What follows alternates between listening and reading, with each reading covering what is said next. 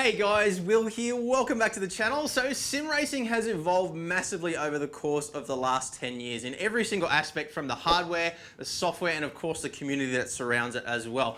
To many people, sim racing is still nothing more than playing computer games, but you've only got to look at the sheer scale of the industry in shows like the ADAC Simracing Expo in Germany to see that it's a huge industry that is growing very, very rapidly, and particularly in the last few years, it's becoming more and more accepted by the masses as a legitimate alternative to real-world racing, both for participants as well as spectators. So in today's video, I wanted to take you through 5 reasons why sim racing is an awesome hobby to get into for any automotive enthusiast or racer, and in many cases an awesome alternative to real-life racing for those who might not be able to get out onto the track as often as they would like. And then we'll finish up by summarising why I think 2020 is a particularly fantastic time to get involved. Now, these are in no particular order, and some of them I have elaborated on in the past when I spoke about the reasons why I sold my track cars and built a sim rig to replace them. So let's get started. Now, number 1, you can explore and push cars to the edge without the risk of damage and injury. And this might seem like a no-brainer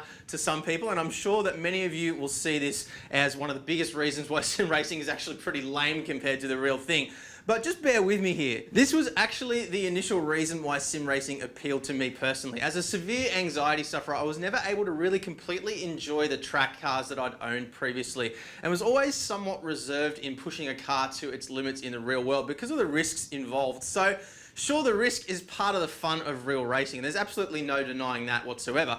Daredevils will always be daredevils, and to many people that rush of taking risks and things like that is actually really important. And while that's not really me personally, having raced motorcycles in the past, I do definitely understand it. But the reality is, for a lot of us at least, as we get older, adult responsibilities start to kick in, and we're no longer able to take the risks that we used to anymore. Things like a wife and kids and family all start to come into play.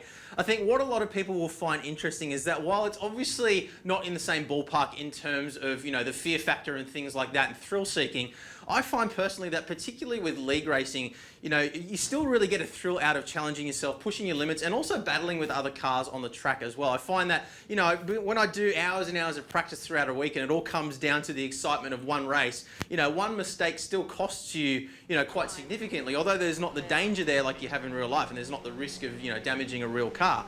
You've still got a lot invested in what you're doing, and it's still really frustrating if something does go wrong. So you still kind of do feel that thrill, to at least to some extent. And I've actually, that's probably the main thing that I've been surprised by in the last year and a half that I've been sim racing, is just how into it I get when I am actually racing, how focused I become, and how absorbed I get into the overall experience. Now, I know that that's probably going to sound a little bit silly to those of you who haven't experienced a high-end simulator rig, but honestly guys, with the technology the way it is now, we've got things like 6 degrees of freedom in our motion simulators and stuff like that. Honestly, the only thing that's really missing now from the experience is just the G-forces and the inherent danger. So on to number 2 now. You can drive any car anywhere in the world and race against anybody in the world. So regardless of how much money and time you might have, there is absolutely no way that you would ever get to experience the diverse range of both cars and roads and tracks in the real world that you can in the sim world. As a motorsport lover, I've actually found that sim racing has greatly enhanced my enjoyment of watching real life racing, as I'm more familiar with the tracks that they compete on in real life. And as for realism, these days many of the tracks that we drive on in the sim world are laser scanned renditions of their real world counterparts. And I mean, I've even raced against people like Max Verstappen and Lando Norris in the sim world as well. I mean, those are things that you just can't do in the real world. So that ties in nicely with number 3, which is you can pretty much do it whenever you like as well. So for me, having a young family, there's absolutely no way I could justify disappearing for a weekend to take my cars out to a real track. But with the simulator, I can fire it up pretty much whenever I like, for an evening, for example, for a quick drive in any car that I want anywhere in the world. Now, the flip side to that is the more gadgets that you do add to your sim rig, the more time you are likely to spend downloading software, troubleshooting, downloading updates, flashing firmware and stuff like that, rather than actually driving. But I mean, when you compare that to the real world, again, you can just jump in, you can just go for a drive pretty much whenever you want without that investment of having to, drive out to a track and, go to a location, service reverse the car, you know, all those things that are obviously limitations when you're driving in the real world.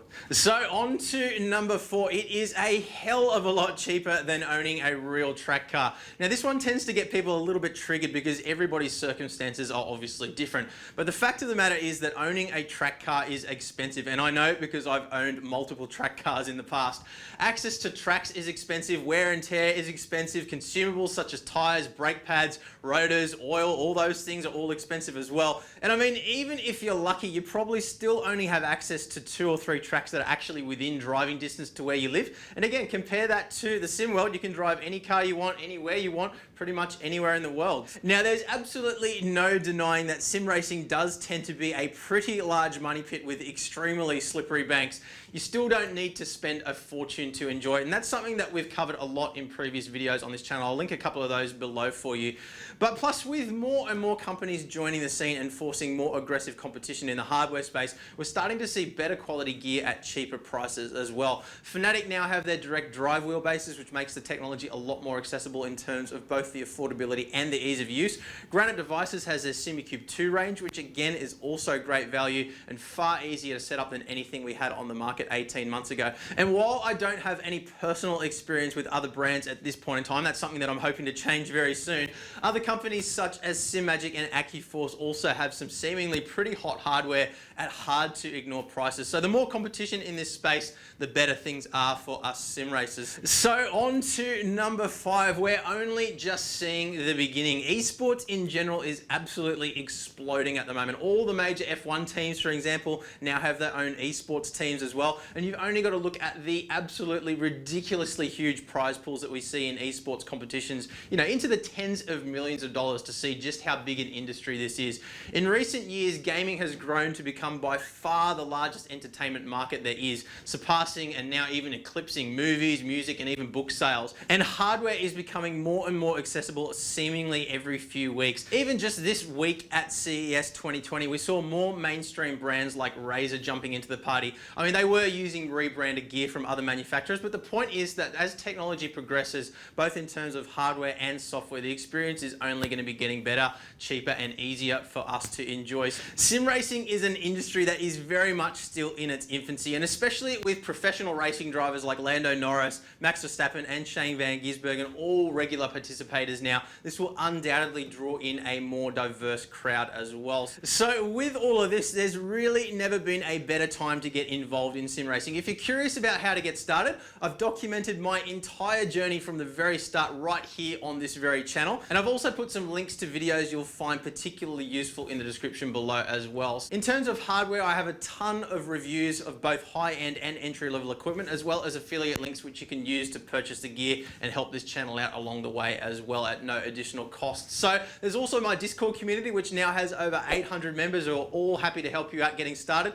as well as plenty of other great online communities to get involved in, some of which I've linked in the description below for you guys as well. So I really hope that you guys have enjoyed this video and it's given you some food for thought. If you have enjoyed it, I would absolutely love it if you could give the video a thumbs up and make sure you share it with your friends who you would like to see get involved in sim racing as well. Obviously, the more people we have, the more fun it becomes, and racing with your mates is honestly one of the most fun things that you can do with your pants on. So make sure that you are subscribed to the channel if you aren't already, so you don't miss any future videos. We do have some absolutely awesome reviews coming up over the next couple of months, which I'll be sharing more details on soon, as well as, of course, some more diverse racing content as well. So lots of things to get excited about on the channel coming up. But that is it for today. So thank you very much for watching, guys, and I'll see you again soon. Bye.